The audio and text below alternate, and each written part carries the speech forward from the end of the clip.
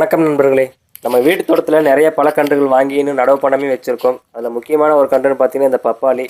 இது மஞ்சள் பப்பாளி. பழம் வந்து நமக்கு மஞ்சள் கலர் நிறத்தில் பழம் பழுக்கும் அப்படின்னு சொல்லியிருந்தாங்க.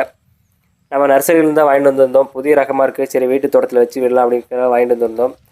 வாங்கி கிட்டத்தட்ட ஒரு 1.5 மாதங்களுக்கு மேலே ஆச்சு. இன்னும் நடவு பண்ணுறதுக்கு நேரம் இல்லாமல் ஒரு க்ரோ பேக்லேயே வச்சு வளர்த்துருக்கோம். அதுவே நம்ம வாங்கிட்டு வரும்போது ரொம்ப சின்ன கன்னாக இருந்துச்சு. இப்போ க்ரோ பேக்கில் மாற்றி வச்சு மண்கலவை ரெடி பண்ணி போட்டதுக்கப்புறம் கொஞ்சம் நல்லா வளர்ந்துருக்கு.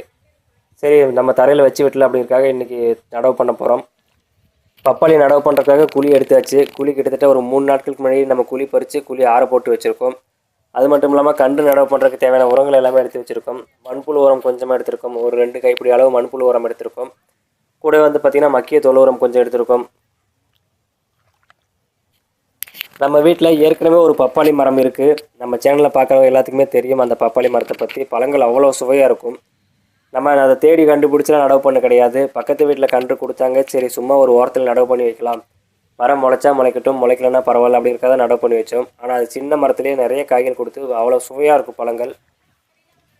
பாருங்கள், இதுதான் நம்ம வீட்டில் இருக்கக்கூடிய ஏற்கனவே இருக்கக்கூடிய பப்பாளி மரம். பழங்கள் ரொம்ப சுவையாக இருக்கும்.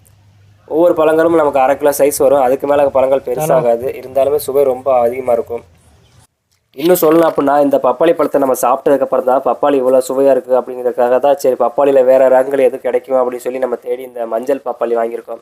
இது வந்து நமக்கு ஹைப்ரிட் ரகம் தான். இருந்தாலும் பழங்கள் மஞ்சள் கலராக இருக்கும்போது நமக்கு பார்க்க கொஞ்சம் டிஃப்ரெண்ட்டாக இருக்கும். அதுக்காகவே சரி சும்மா தோட்டத்தில் ட்ரை பண்ணி பார்க்கலாம் அப்படிங்கிறத வாங்கிட்டு வந்திருக்கோம்.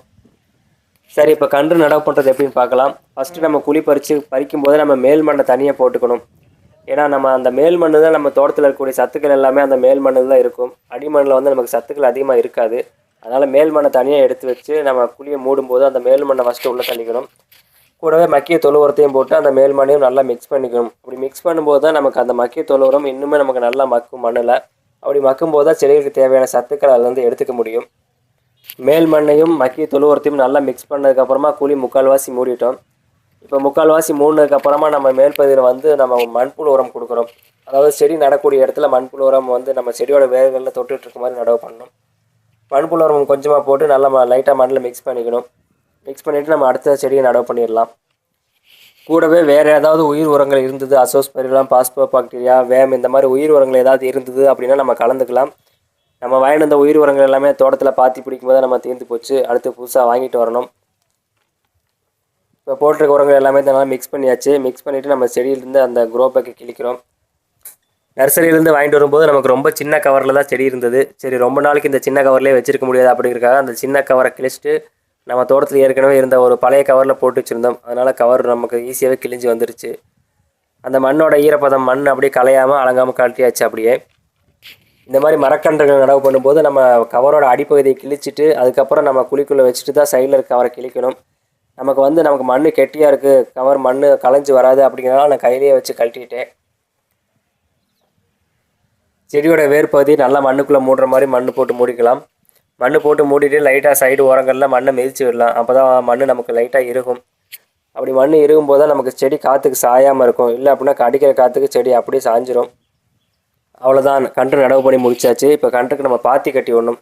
ஏன்னா பப்பாளி மரத்தை பொறுத்த வரைக்கும் தண்ணி அதிகமாக தேவைப்படும். தண்ணி எப்போவுமே வேர்கள் ஈரப்பதம் இருந்துக்கிட்டே இருக்கணும். அப்போ தான் பழங்கள் நமக்கு நல்லா காய்க்கும். அதனால் வந்து கொஞ்சம் பாத்தி பெருசாகவே பிடிச்சிக்கலாம். எப்போதுமே தண்ணி நிற்கிற மாதிரி, அதாவது நம்ம தண்ணி விட்டால் நல்லா நிறைஞ்சு நிற்கிற மாதிரி நம்ம பாத்தி கொஞ்சம் பெருசாகவே பிடிச்சிக்கணும். நம்ம வீட்டு தோட்டத்தில் ஒரு பழைய பப்பாளி மரம் இருக்குது. அந்த பப்பாளி மரத்துலேயே நம்ம கம்பி வேலி ஓரமாக தான் நடவு பண்ணியிருக்கோம்.